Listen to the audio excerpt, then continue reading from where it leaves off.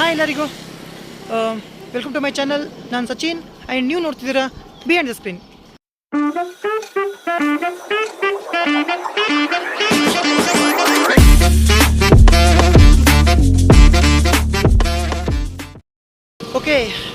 Okay ನಿಮಗೆಲ್ಲ ತಿಳಿದಿರೋ ಹಾಗೆ ನಾನೊಬ್ಬ ಫಿಲಮ್ ಮೇಕರ್ ಇನ್ ಕನ್ನಡ ಫಿಲ್ಮ್ ಇಂಡಸ್ಟ್ರಿ.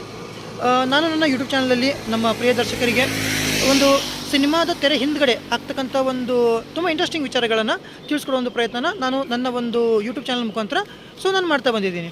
ಓಕೆ, ಇವತ್ತಿನ ಒಂದು ಇಂಟ್ರೆಸ್ಟಿಂಗ್ ವಿಚಾರ ಏನಪ್ಪ ಅಂತಂದರೆ, ಆ್ಯಕ್ಚುಲಿ ಇವತ್ತು ಬೆಳಗ್ಗೆ ಅಷ್ಟೇ ನನಗೊಂದು ಏನಾಯ್ತಪ್ಪ ಅಂತಂದ್ರೆ ಒಂದು ಕಾಲ್ ಬಂತು ನಮ್ಮ ಗುಲ್ಬರ್ಗ ಭಾಗದ ಒಬ್ಬರು ಪ್ರೊಡ್ಯೂಸರ್ ಕಡೆಯಿಂದ. ಸಚಿನ್, ಒಂದು ಸಿನಿಮಾ ಸ್ಟಾರ್ಟ್ ಮಾಡಿದ್ದೀವಪ್ಪ, ಸೊ ನೀನು ಬರಲೇಬೇಕು ಆ್ಯಸ್ ಅ ವರ್ಕರ್ ಆಗಿ ಅಂತ ಹೇಳ್ಬಿಟ್ಟು ನನಗೆ ಒಂದು ಕಾಲ್ ಬಂತು. ಸೊ ದ್ಯಾಟ್ಸ್ ವೈ ಇವತ್ತು ನಾನು ಪ್ರೆಸೆಂಟ್ ಹೋಗ್ತಾ ಇದ್ದೀನಿ ಈಗ ಅದೇ ಒಂದು ಲೊಕೇಶನಿಗೆ.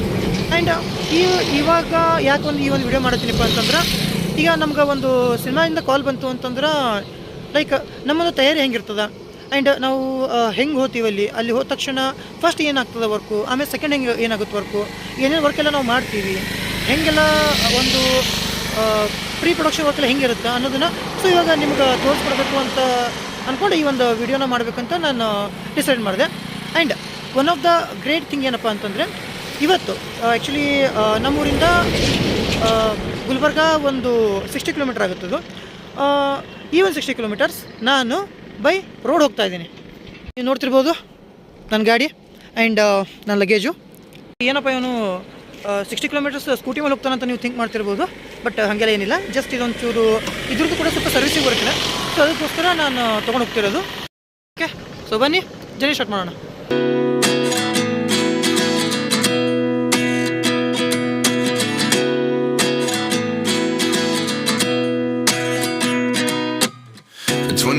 And I find myself wondering what did happen to the last 10.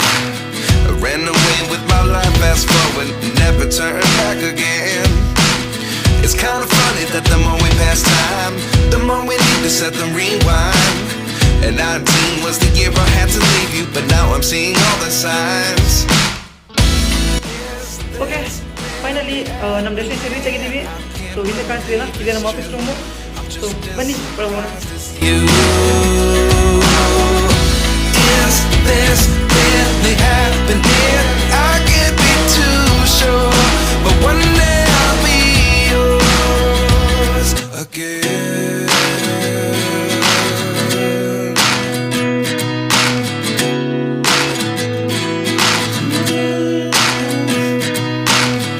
Life lessons come one in a dozen.